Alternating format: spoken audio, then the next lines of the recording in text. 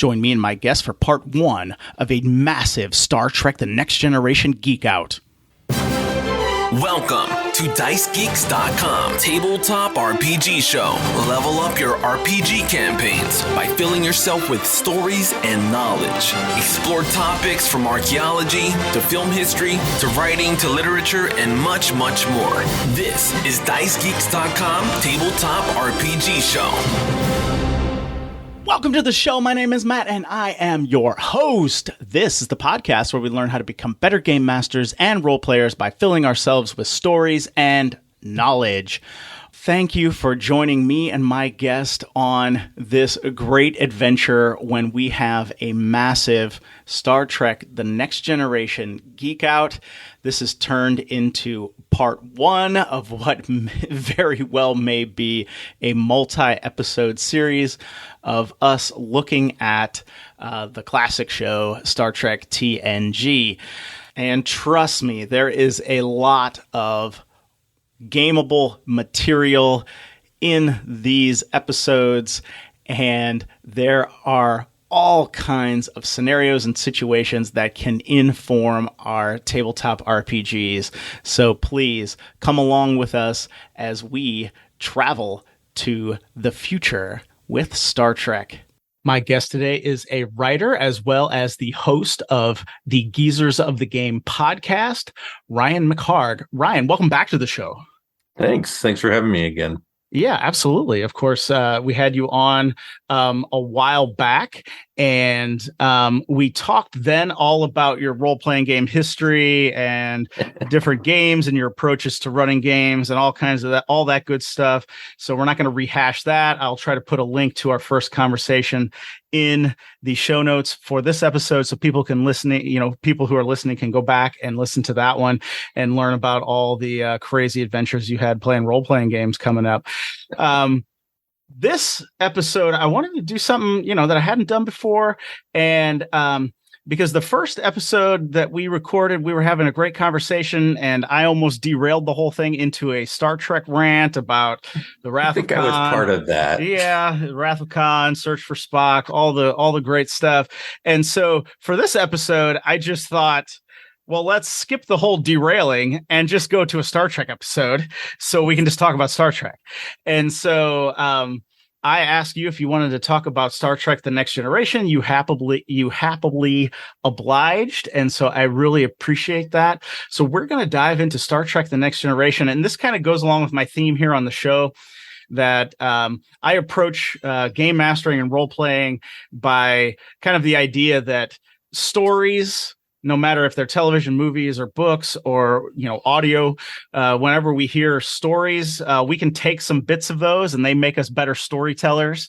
And so when we dive into a show like this, I love to look at storytelling techniques and situations that the next gen brought up, and so we can use those in our games, even fantasy D&D games, because there's really some interesting things here. And so I know you have a love for the show.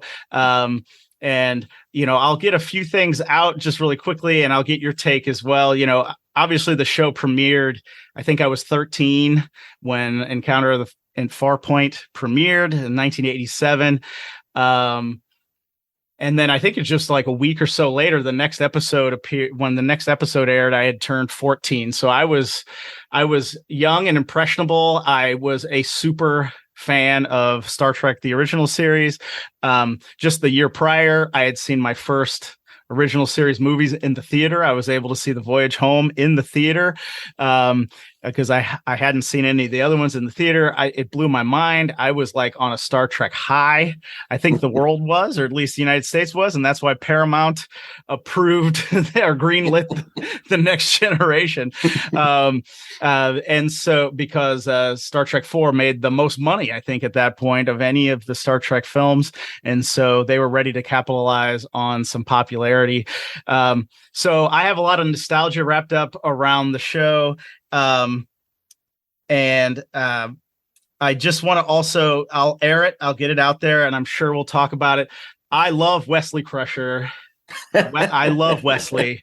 Wesley, I mean, Will Wheaton's only like 2 years older than me. he was like my window on the show. He was like my window on the show, right? I could look through his eyes and I was like, I could be on a starship like this.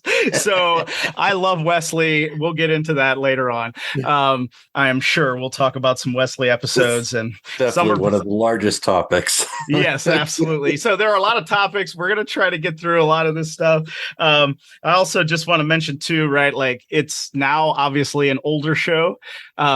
Different culture.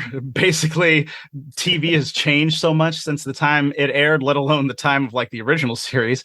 I was thinking it had changed so much from the original series to TNG, but from us back to TNG, the TV has changed so much. And there's also a lot of conventional wisdom about the show that I want to challenge. There's a lot of wisdom that says the first 2 seasons aren't very good, and then it gets better. I disagree as well. So this sounds fantastic already. I'm liking you every second, Ryan. Even though I don't like Star Trek 3. Oh, come on now. Yes, even though you don't like Star Trek 3, I love Star Trek 3. It's only a notch below Wrath of Khan in my book, really.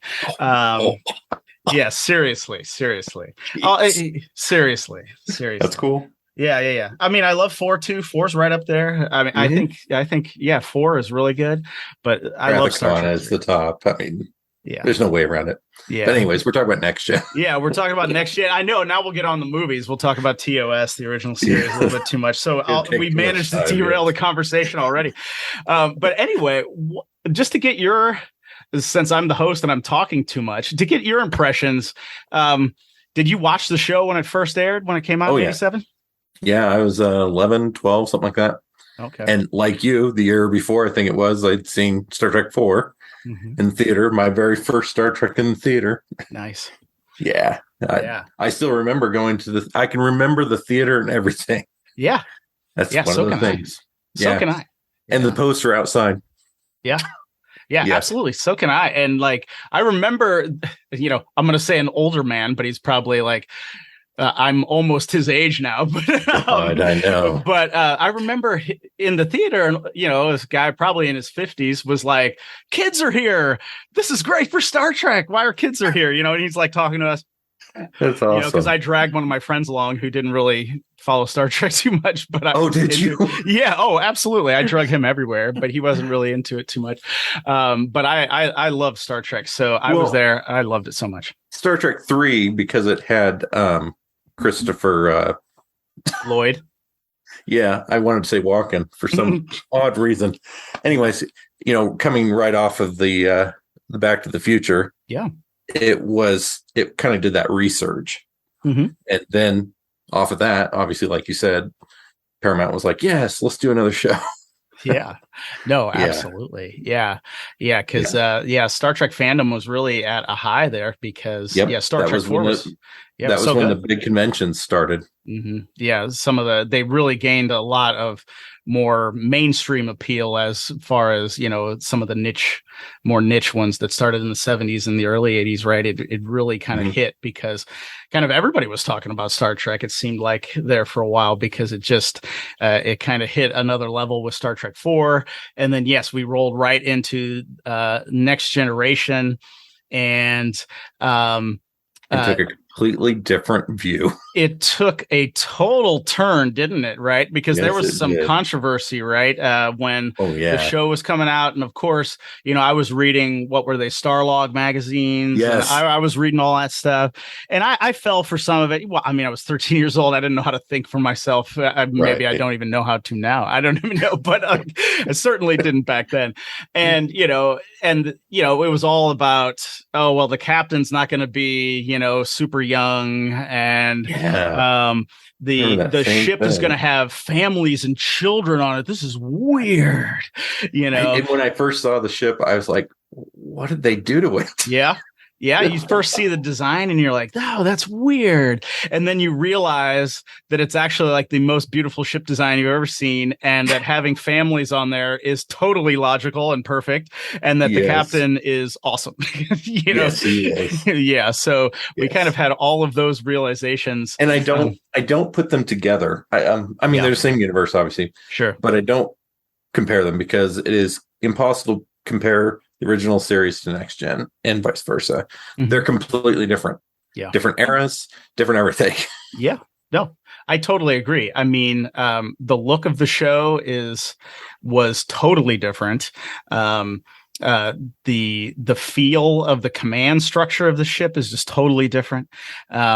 Yeah, it's just a totally different feel. Now, obviously, 60s, you did still have to, you were competing with a lot of adventure shows and westerns and things that were on TV back then. Ton of westerns. Yeah, a lot of westerns. 1980s.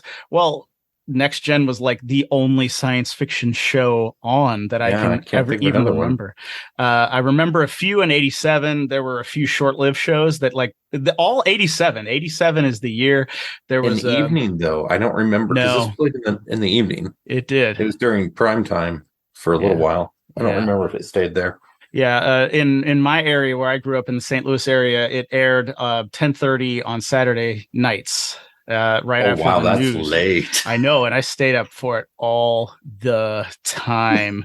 Unfortunately, it was a Saturday night, but and not can we just talk about the fact that we used to stay up? Yeah, because that's the only way we'd watch these shows. Oh yeah, and when it was a series or season break, there was nothing we could do about it.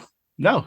Yeah, I mean, I would rewatch the season I just watched. Yeah, I would stay up and look for what they would play there. Sometimes they played a rerun. Sometimes they played something, sometimes they played, who knows what. They play something else. But I was always like, well, what if they play a rerun? I know there's not going to be an episode for like 3 weeks, but over Christmas. You grab but it's that TV guide out of your your newspaper. Yeah. Or if you were rich, you get the actual TV guide. The actual TV guide, yeah. Or just grab it and look at it when you're in line when your mom's checking out.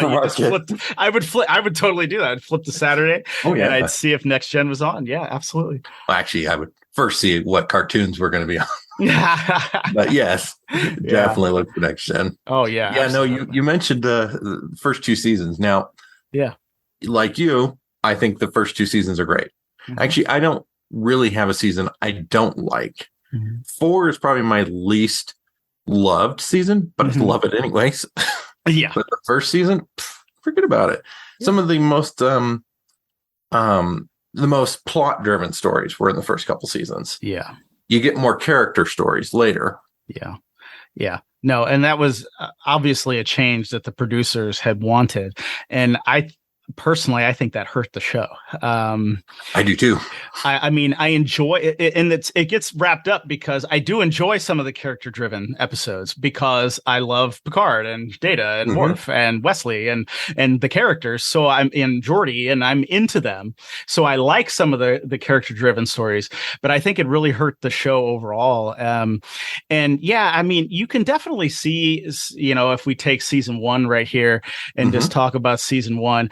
You can definitely see that there was some issues, right? They were trying to figure out what the show was.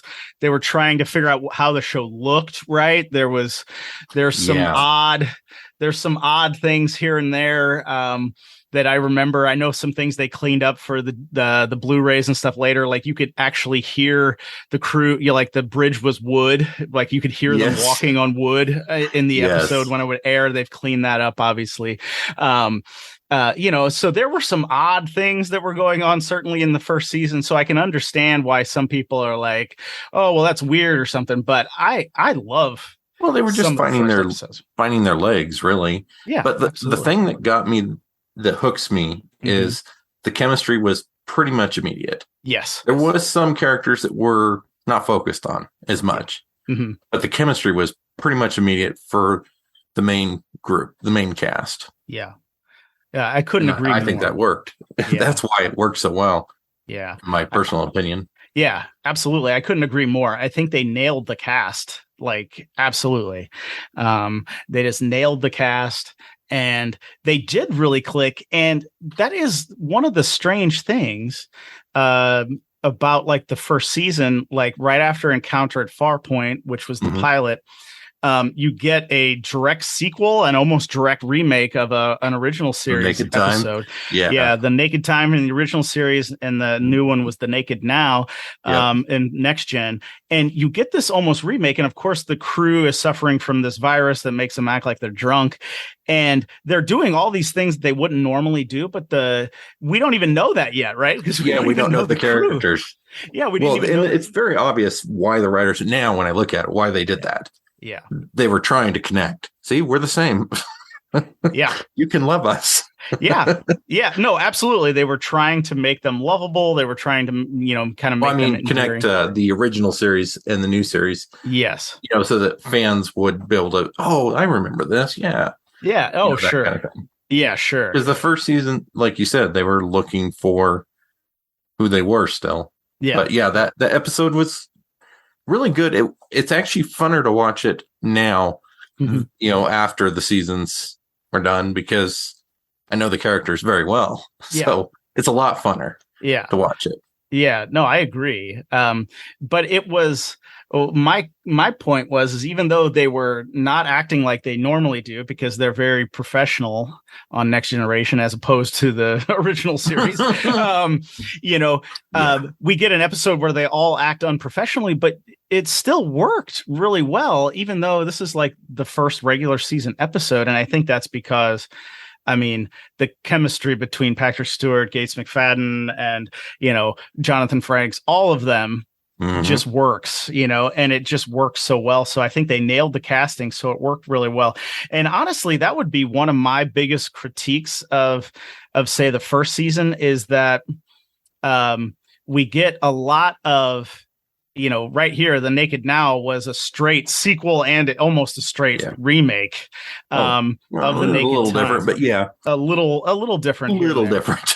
But my biggest critique of the first season would be that they used a lot of the original series episodes as templates for these episodes, and they borrowed a lot of situations. Like the next one, Code of Honor, is just amok time. They use the same they use the same format there. Last Outpost is basically the arena but without and it just goes on and on. The Last Outpost, what I liked about that one is the introduction of the Ferengi, and what I like about them using or creating this new race is they didn't go to any other race they've ever created.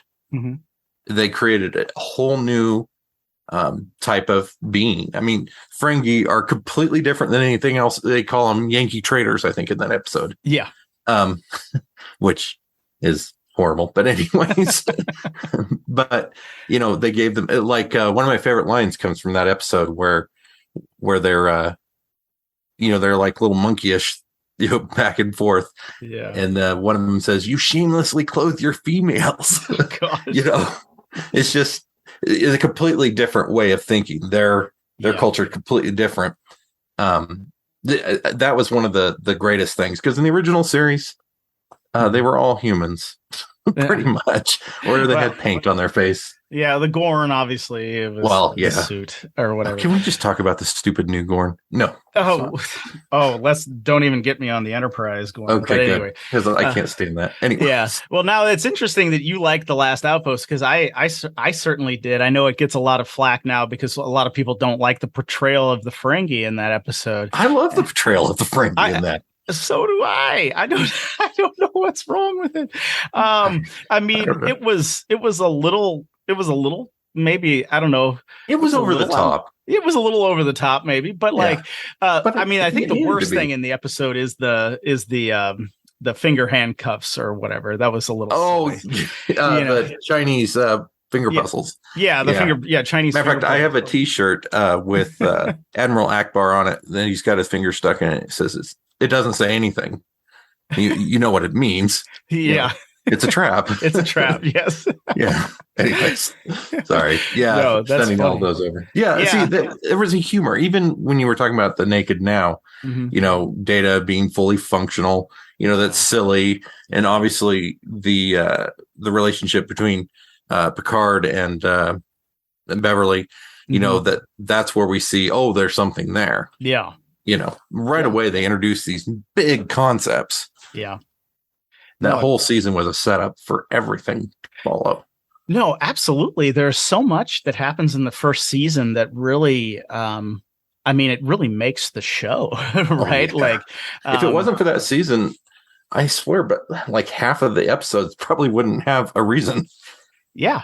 Yeah, because they did. They mined the first season for basically, a lot of the backstory and stuff of Picard and the big villains. Yep, that came later and things like that. Yep. Some of the big villains, obviously the Ferengi, one of the most popular characters in the whole franchise. Yeah, came from that season. Yeah, absolutely. We get lore. So we get some of these things. Obviously, the introduction of Q. Which is what I was referring to. Yeah. I didn't want to spit it out yet because you weren't there yet. No, that's all right. That's all right. But yeah, no, I agree. And there's, I think there are some episodes that you could probably say aren't as good as some of the other episodes or something or something like that. But I think this is another thing that I was alluding to when I'm talking about like, this is a different era of television. When you're producing 26, 24, 22 episodes a season, there comes a time when you're just like, we need an episode, right? Let's talk about practicality. And you realize that when they film, they aren't filming over, 26 weeks, right? Would be one every 2 weeks. They don't film like that. Yeah. They film for days. Yep. Yeah. Different episodes. Yeah. So you got to write them all in little time. Yeah, absolutely. And we get introduced to that if you dive into the history of some of the first season. Obviously, you'll realize that they're shooting parts of, they were shooting parts of Last Outpost when they were shooting, some other episode that came later. In the basement. That basement one. They've used that so many times. Yeah. That same set. Yeah. And, they were just using, they were shooting different parts of different episodes, even to where, when Denise Crosby leaves the show, she's in another episode. They're having to shoot an episode before that one. She dies in one, but they're still shooting episodes. Shooting the other one, yes. Yeah, they're still in episodes, so she's able to wave to the camera in the background, which is kind of the weirdest thing. Which I actually remember seeing in a rerun. Oh, did you? I never noticed it. Yeah, in Symbiosis. I think it's in Symbiosis, or is it? Yeah, it's in Symbiosis, which airs before Skin of Evil, where she dies. Right. When they leave, when Picard and I can't remember if it's Crusher or Riker, when they leave the cargo bay, Denise Crosby leans over and waves. And I remember seeing that in a rerun. I didn't see it the first time it aired, but I remember seeing that in a rerun probably around 1991. And I was like, did she just wave? And like, I didn't even get it confirmed until like a year or two ago that she actually does wave. That's hilarious. I'd never seen that. Man, I got to go back and watch it. Yeah. It's really, in Symbiosis. It's not one of my favorite episodes. That's why I don't watch that one that often. Which one's that? Symbiosis. You really like Symbiosis? No, I don't. Okay. It's okay. I don't. It is an okay episode. There is no episode. There is not one episode except for the masks. I didn't like that one. We'll get to that one, hopefully. Yeah, we're not there yet. No, we're not there yet. Well, what stands out to you in season 1? Do you have? Oh, yeah. I mean, it's the Last Outpost, Hayden Q, obviously, and it's not because of Q. Oh yeah. That's one of my favorite moments in that episode with Worf.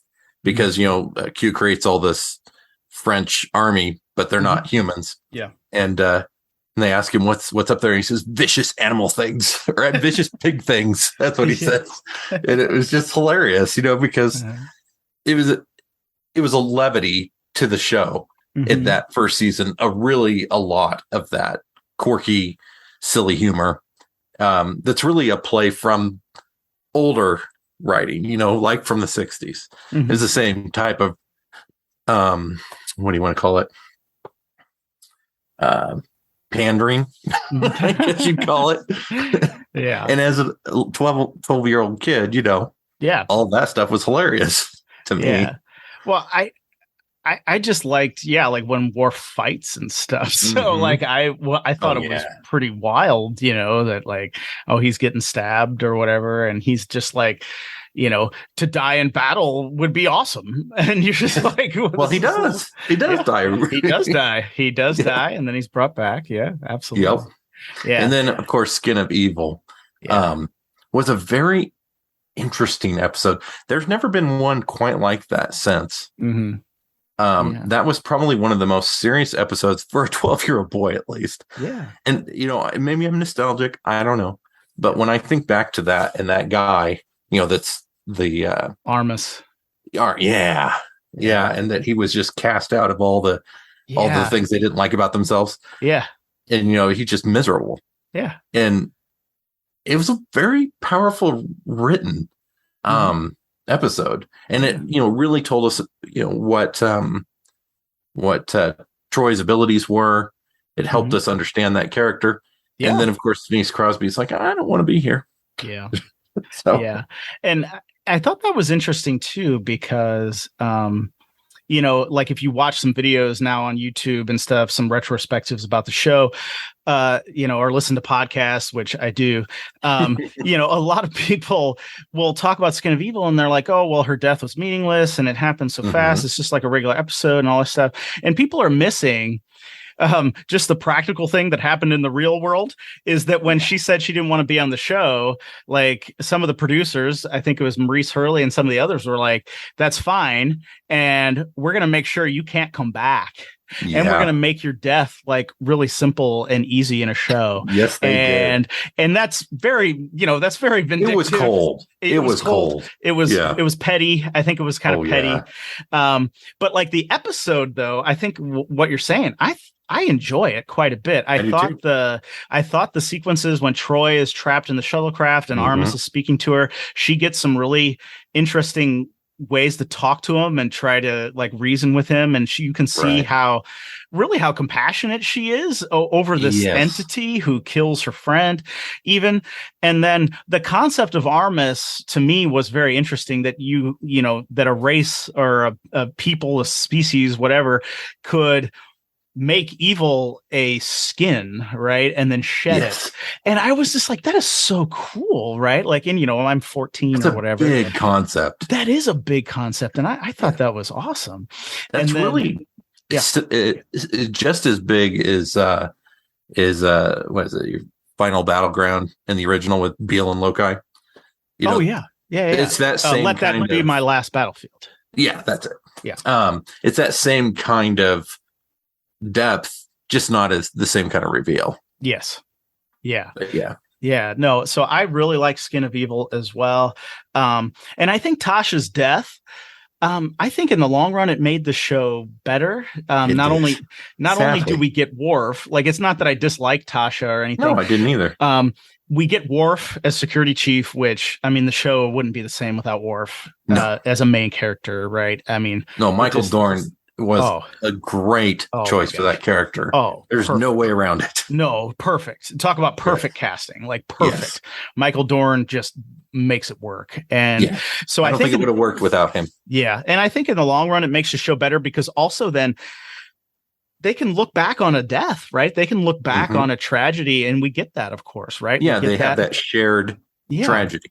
Exactly. So to bring them together. Yep.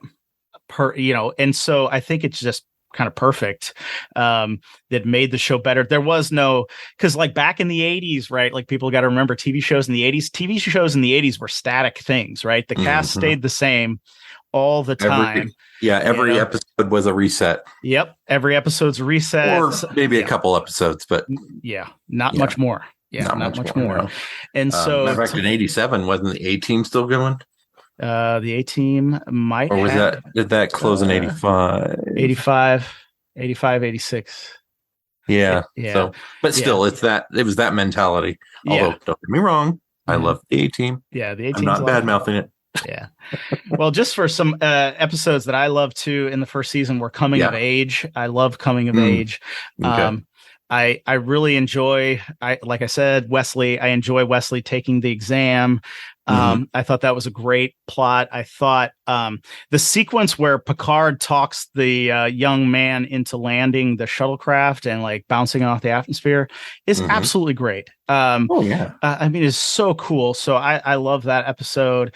I like Heart of Glory because I mean it's Klingons. We get the war cry finally. Yeah, where warning that a warrior's coming. The morning cry or whatever. The morning howl. They were coming. Yes. Yeah, that like prepare the dead. Prepare yourself because here comes a warrior. And it's like that was just so cool when I was like 14. Yeah. It's just like, oh man, you got to prepare the dead because here comes a Klingon warrior. That's awesome. That's the other thing is they took Klingons from the movies, but they had things that were more battle thinking, and then they had things that were more emotional, and they had all these elements in the first season and the second season too. Yeah. Oh, yeah. Some great episodes in the second season. Oh, yes. Yeah. And then to close out the first season, Conspiracy. I really love Conspiracy. This was when Star Trek freaked me out because they got so gory. It was almost ridiculous. Was so gross. When they for spoilers for a 35-year-old show, but they blow up a guy and burn his skin off, and it was on TV. And I was 14, and I was just like, "What is happening?" It was like. If you've seen, obviously, if nobody's seen Raiders, you just shouldn't listen to the show. But Raiders of the it's the same thing. That same type of melting scene.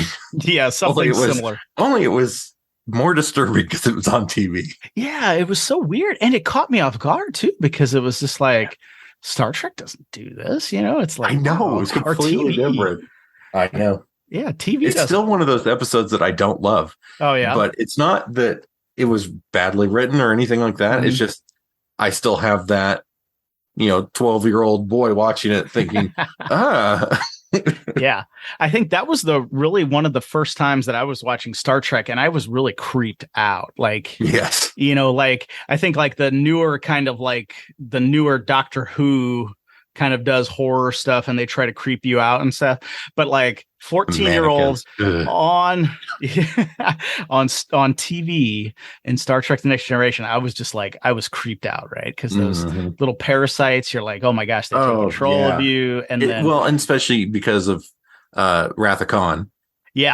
It's that kind of Yeah. You're like, they take over you, and then Picard and Riker just like set to kill and just burn this guy. Burn him, yes. Our ultimate pacifist captain who usually doesn't fire when he's being fired upon and just like melts Commander Remick there in the chair, and you're just like, oh man, wow. You remember his name? Oh, of course I know his name. What do you think? I didn't even look that up, man. I know his name. It's Commander Remick. He was in Coming of Age too, so I mean I love Coming of Age, right. And so Remick was there. He plays the like the quintessential jerk in Coming of Age, so that's always. Yeah. Obviously. Yeah. And then to find out he has the mother creature in him or whatever. So. Oh, I know. So gross. Yeah, anyway. It was so gross. Anyway, we're never going to get through 7 seasons on this. No, I mean, we can talk for like 5 hours. But let's skip to season 2. Okay. Usually gets a bad rap. Still, I know, but what are some standout episodes in season 2? Oh, I think so too. The OConnor episode. That one was... That's really what they were trying to do with Riker in the very first season. Yeah. And that's not what he turned into. And so this character was that a little bit more, obviously. Yeah. But, it's that rogue type of character. And I remember, as a young man thinking, this is awesome. I love this guy. I want to be just like him. It reminded me of Ice Pirates. Oh, that kind of swashbuckling feel, Yeah. I always liked that one too. When I was younger, when I rewatched a few years ago, it didn't grab me as much as an adult. Right. But when I was a kid, I did like that. And that actor, I could look up his name, but I'm forgetting. That actor who played OConnor was actually the runner-up to Commander Riker. He almost made it. But Jonathan, he would have been interesting. He would have been a very interesting choice because he seemed to be younger. He's more charismatic in a lot of ways. Yeah, he was. And I think that's something interesting too about the show that you just mentioned there.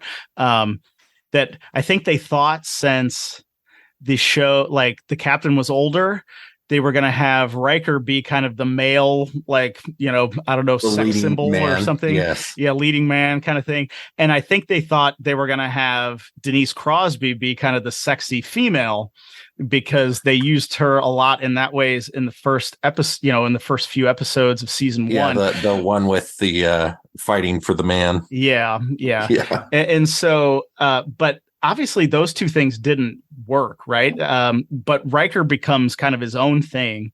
Picard becomes his own thing, and of course Denise Crosby wanted to leave the show, so that like just really changed the whole dynamic there. I think they were really kind of playing, the producers and writers and that were really kind of playing into some of those tropes, kind of really heavy 80s television kind of tropes, or even before that 70s and 60s television tropes.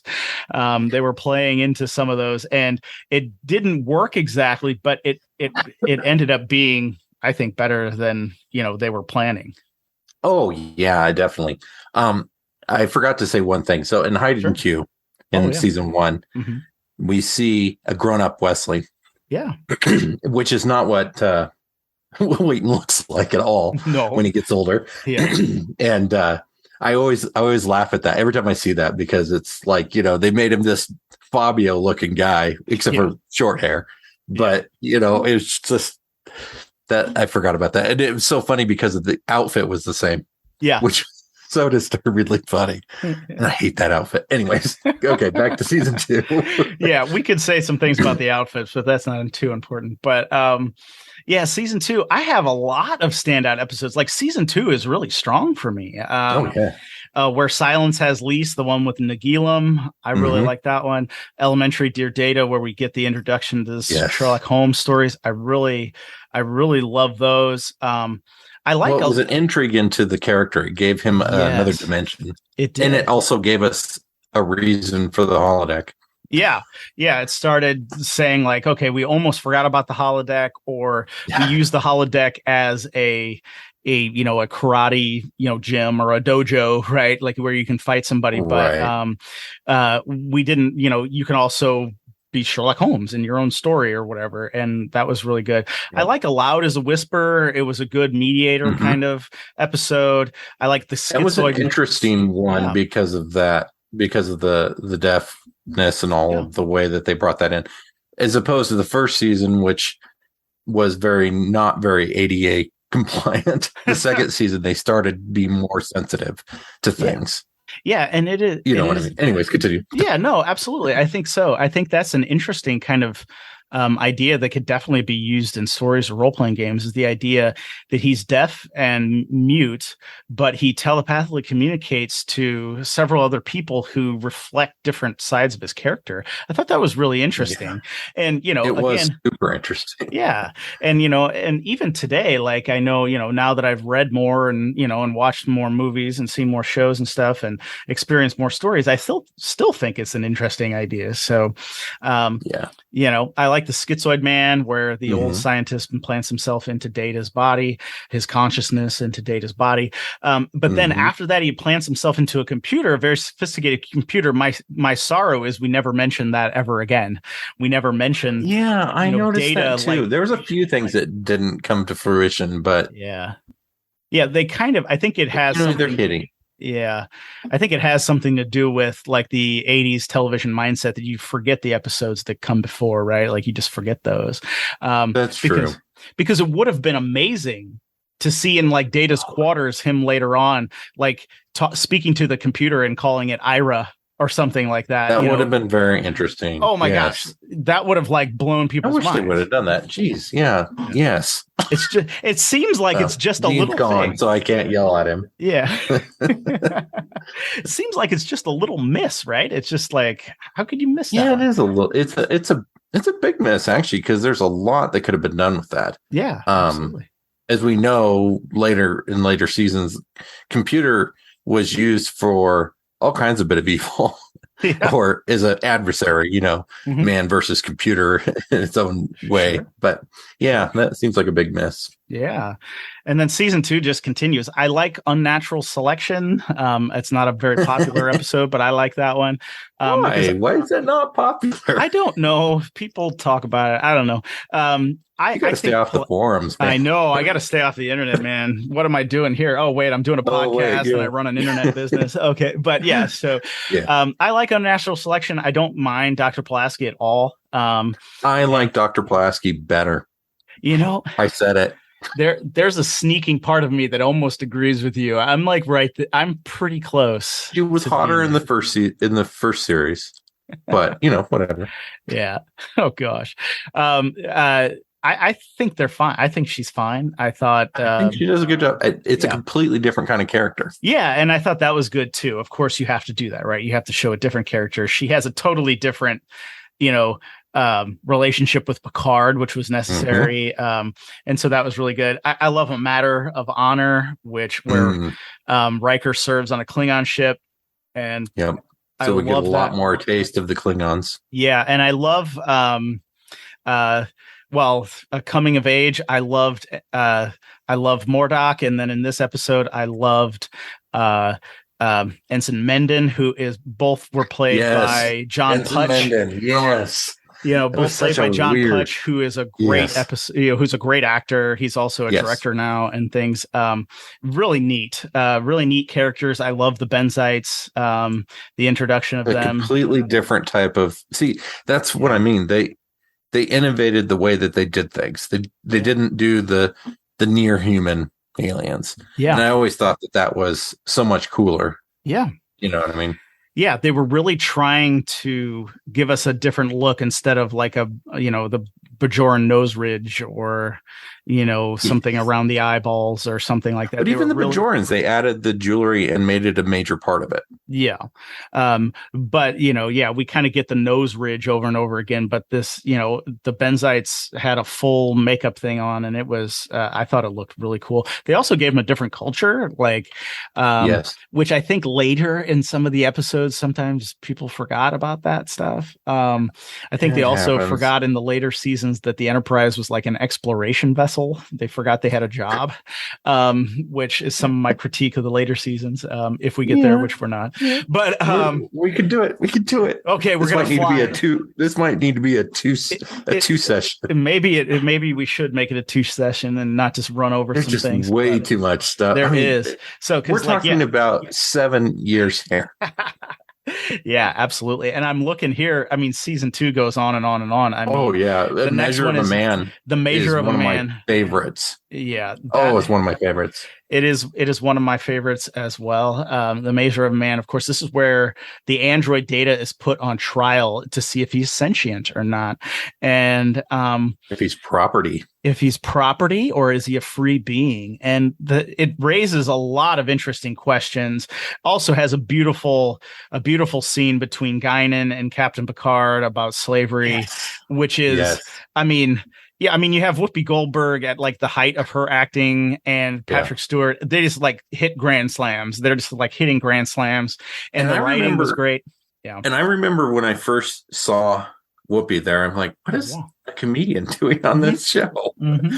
But the way that they used her was completely different than any other character. I mean, even the counselor. And the counselor had to go to her a few times. Yeah. Troy went to her multiple times. Yeah, she's like counseling the counselor, and it's special relationship between her and Picard that it becomes an integral thing throughout the seasons. Yeah, no, absolutely. And then we find out why. Yeah. Another episode in second season that I like is Contagion. We're introduced to this is where Picard really gets his love of archaeology, and we get a new dimension into Picard where he's really in love with archaeology. We also get introduced to Earl Grey Hot in Contagion. Is that the first one? That's the first one. And actually, Measure of a Man is the first one with the poker game, which kind of become. Yeah, I knew that. Yeah, become famous. But Contagion is the first time he orders Earl Grey Hot. Man, I didn't realize that. Yeah. Jeez. And because Awesome. the replicator has to give him like some kind of drink with like a flower in it. And Wesley's like, didn't you order tea? And because they realize that the Enterprise has been infected with a computer virus. I always like that episode just because like they introduced this race who could just like walk through gateways and appear in places. And that stuff is always really cool. Oh, yeah. Teleportation is always a powerful one. Although in role playing, it becomes very annoying. Very fast. Yes, depending on how it's used. Yes, usually when given into the hands of a trickster player, teleportation becomes a crazy, such crazy a pain. Thing. Yeah. I mean, it can be super powerful, but and be honest, is this when your love affair of tea began? Tea? No, but I will tell you this. Even the episode Last Outpost from the first season, and then A Measure of a Man, and this episode with archaeology, like the Outpost, the Last Outpost, I became interested in Sun Tzu because Riker was talking about that. Measure of the Man, yes, I became interested in Shakespeare because they were quoting Shakespeare in a couple places. Yes. And then in Contagion, they talked about archaeology. So my love of archaeology, I think, began by watching that episode because I really started looking into... Was it Raiders that did that for you? Well, Raiders, of course. I mean, of course, Raiders of the Lost Ark. Okay. It just confirmed it for you. This just confirmed it. Yes. This just, it's like Picard's into it. I'm into it. Yeah. Indiana Jones. I mean, of course, but this just really confirmed it. And then, I mean, I could go on and on in season 2. Pen Pals. I love the episode Pen Pals. Okay. That little girl. Yeah. It still tears me. Yeah. Her planet's dying and her voice, she's just like, help me. No. And you're just like, and she's so hideously ugly, but she's also very cute at the same time. Oh gosh. And I personally love kind of the B plot in that where Wesley's given command of the science kind of research team while they're exploring these systems. I love that. I love seeing Wesley develop into kind of a real character where he's making command decisions. Where he's not just getting in the way. Correct. Or being told to shut up, which we had. Data lore is like the worst. Of that too. Yeah, Data lore is like the worst episode where they just totally ignore him through the whole episode, which is kind of sad because he's like, we're all going to die. We're all going to die. And they're just like, go away, Wesley, which was really sad. But you bother me, kid. You bother me, kid. Yeah. We understand. We understand. Oh, wait, you were right the whole time. You were wrong. Yeah, but Pen Pals, I really like that. Also, again, this goes into my beef of the later seasons. They had a job. They were actually surveying planetary systems. Yeah. Imagine that, right? You're exploring space. And so you have to do a job. I know. See, that was a conflict with the whole flagship. Because you can't be a flagship if you're exploring, if you're doing charting. Yeah, you just can't. You have to leave that constantly. Yeah. And technically, to be a flagship, you need a flag officer. You need an admiral. But we'll skip that one. We'll skip that one. Matter of fact, I just watched one last night, and Picard, is like giving aid to a whole planet. I'm like, how does he make that decision? Anyways, okay. Well, season 2, the Emissary. Oh yeah, I know. Oh yeah, the most beautiful of all the Klingons. Worf's old flame. We get introduced. She just. Oh my gosh, Kalar was awesome. Yeah, Kalar is awesome. The first time I just remember seeing that episode, I loved it. It was awesome. Of course, we can't miss Q who right? No.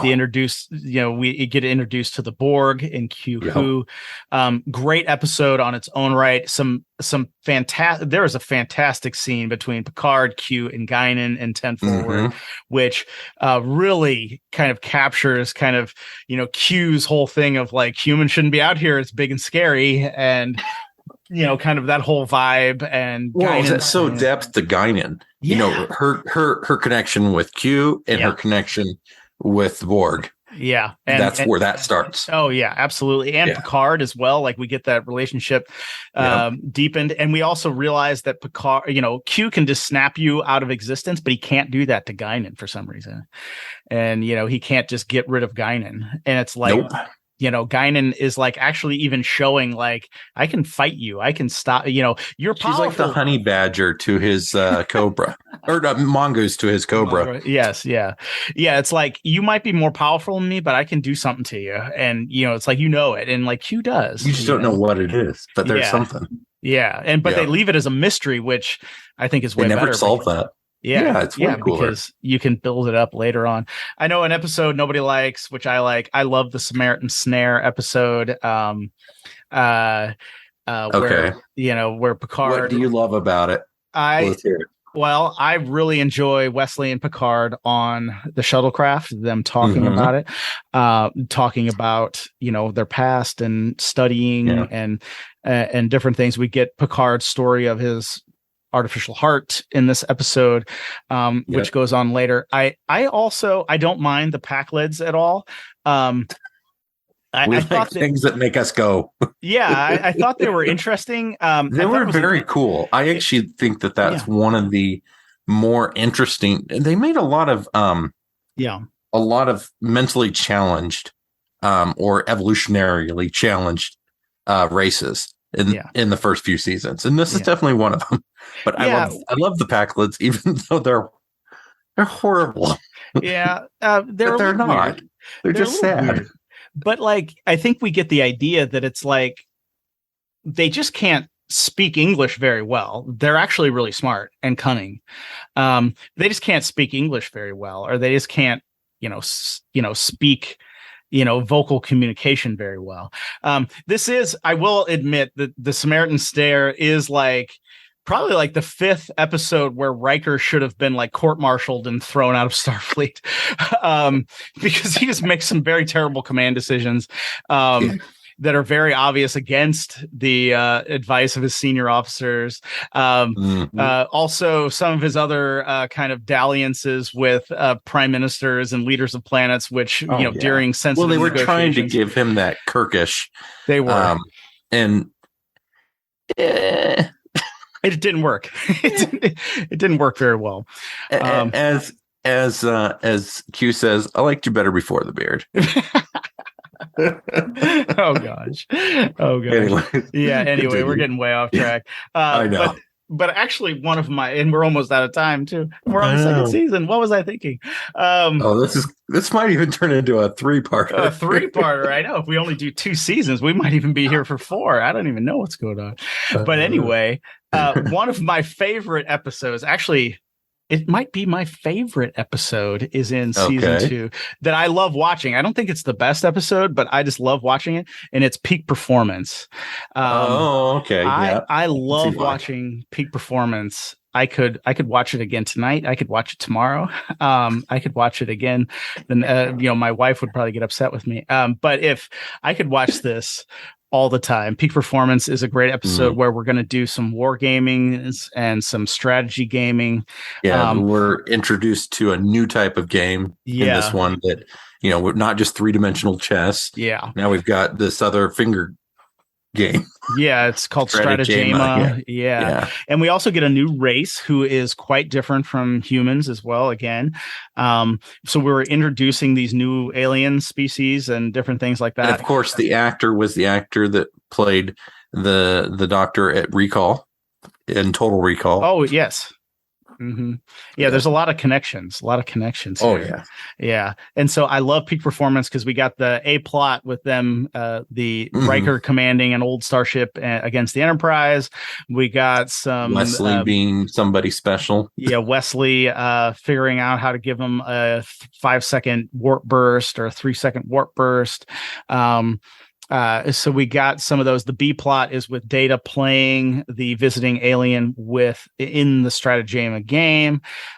We also get some great Worf lines. We get the great Worf line where he says, "I've wagered heavily in the pool, the ship's pool on you." And he said, Data says, "What if I don't win?" And he says, "I would be irritated." And only Michael Dorn can pull that off. Like I can't make somebody who hasn't seen that episode understand what that is. But if you watch the episode, Michael Dorn says irritated, and you're just like, I don't want Worf to be irritated. Right? This is the first season with the Dorothy Hamill Bob too, as opposed to the shorter cut that he had in the first season. Yeah, this is where we get kind of the shoulder length hair, yes, instead of the kind of up the back of the head, and it's also starts changing colors in later series. Yes. It gets lighter and lighter as the season goes on, and then of course we do end out the season with an episode that used to be considered like the worst episode in Star Trek. It's called Shades of Grey, and it's the only clip episode that Star Trek has ever done, where they reuse clip footage from season 1 and season 2, and usually has a really bad rap. And I'm not going to say it wasn't as bad as a typical clip show.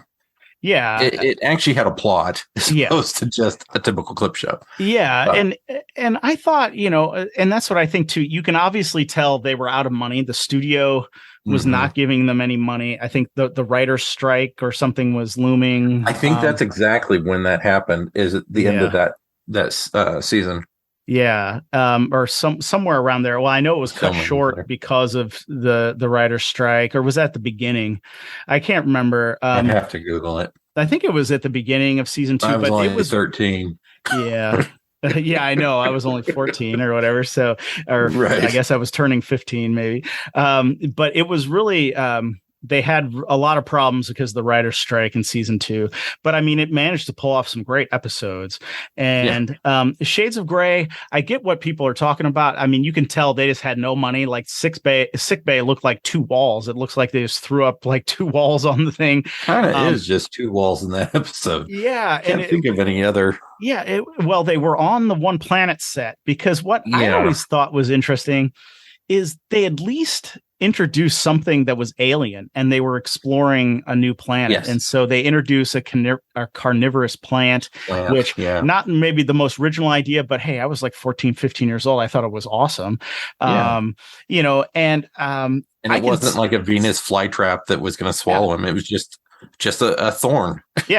Yeah, it was a big, it just kills the creature so they die and make it soil rich, which was, I thought was a fun idea. I think it was a great idea. Yeah. And I can see though why people say it's not like obviously the greatest episode, but honestly, I will take episodes like Shades of Grey over some of the episodes in there are episodes in the 4th, 5th, 6th, and 7th season that I would rather just watch Shades of Grey over again. The 4th season is definitely my least favorite season. Yeah. Oh, yeah. Hopefully we'll get to that maybe in 2 years when we have another episode. Or you and I are not good at time management. No, that's what I've noticed. This is terrible. Actually, I think we went over on our last one, and now I think we did. I think we spent an hour already talking on the first 2 seasons here. Well, okay, but there's a reason. The first 2 seasons was really it going from concept to a real show. Yeah. And by the time we hit season 3, we've got a full cast that you know everybody now. And they did that in 2 seasons to create a connection with each one of the cast members. Yeah. Which you didn't have in the original series with every cast member. No. That was on the bridge. No, not at all. No. I mean, just imagine if we would have got a full like Uhura episode, or a full, a full episode on, we only get glimpses of Sulu. We get him a little bit more than even say Scotty. We get a couple Scotty focused episodes, but not that he has trouble with liquor. That he has trouble. That's about it, right? That he's a drunken Scotsman. And they keep using that, which is really horrible. But anyways, it is horrible. But Chekhov, I think, is probably the only secondary character that is given any real plot. And he was the monkey's character that they threw in there. He had a Beatles haircut definitely when he came in. Yeah, he was going to be like the younger kind of, which was a wig, by the way. Well, I'm sure. Seeing as how until his hair grew Walter out, Koenig, and then they were able to change. Yeah, and seeing as how Walter Koenig now is completely bald almost, but back then he was quite a bit younger. But didn't he? No, he's still alive. Okay. Yeah, he's still alive. Yeah, he's still alive. Of course. I mean, he goes on to play Alfred Bester in Babylon 5, which was an amazing character. Let's not go down the Babylon 5 Oh no, yeah, I'll not derail us, but he plays an amazing character in Babylon 5. I'll just leave it at that. We'll have our Babylon 5 episode maybe later. I'm not your man. All right. Well, then the third season starts, and really, I think what some people don't understand is either like what I was saying at the beginning, like. There was nothing like Star Trek: The Next Generation on TV. I think 1987, we had a number of science fiction shows kind of start, and I could list some and people would be scratching their heads because they don't remember them. I do, because I was 14 and I was obsessed with like science fiction. Of course. But, we had a show called The Highwaymen, which was like, big semi trucks and guys with shotguns. And yes. Do you remember that one? Oh my gosh. I do. You're like Holy the first crap, person. I completely forgot about it. You're like just said it. Yeah. You're like the first person who ever remembers that show. That's amazing. That's crazy. Really? Yeah. And it only lasted 13 episodes. Here's where I was going with this. We had another show. Yeah, we had another show called The Other World. I don't know if you remember that one. I don't. Okay. Not by the name. Yeah, a family was on vacation and they went to the Great Pyramid and they go down inside on like the summer solstice and they get transported to another world. And I've seen some of this. I haven't. It wasn't a show that I watched at the time. Yeah. Well, guess what? That lasted 13 episodes, right? We had another show. These are all, I think it's all 87. We had another show in 1987. It was called Hard Time on Planet Earth, where an alien was banished to planet Earth because they use Earth as like a penal planet. And it starred the awesome Martin Kove, who is the Cobra Kai coach in the Karate Kid, and now the Cobra Kai show. He's back as an evil man, and he's so awesome. That show only lasted like 13 episodes. And so this is like all 1987. Every week I expected Next Generation to be canceled. Right? Like, it was so different. It was very so. The first series, the original series, Roddenberry was very big on social issues. And you see that in the first 2 seasons of Star Trek. It is very socially conscious in many ways. He's attacking things. And season 3, matter of fact, one of my most favorite episodes is in season 3. Even though it's not my favorite season, it's a great season, but it's not my favorite season. Are we talking about the original series here? No. TNG? There's no season 3 in the original. Yes, there was. No, there's 2. No, there's 3 seasons. Come on, man.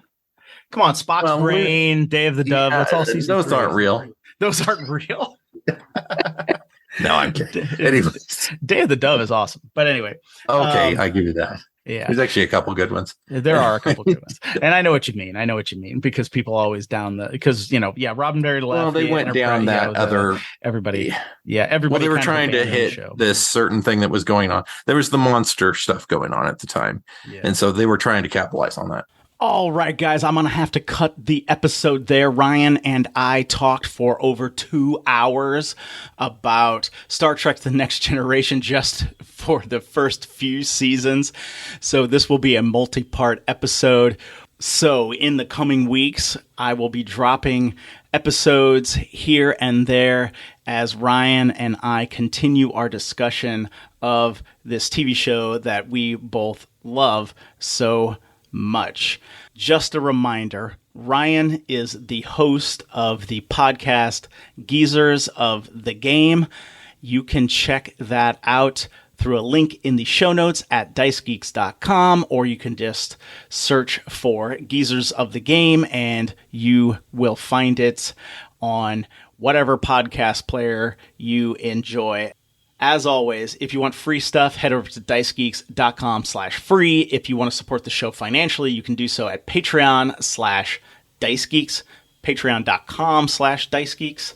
Also, you can rate, review, subscribe. Those help the show immensely. All right, I thank you so much for listening, and until next Wednesday, keep gaming!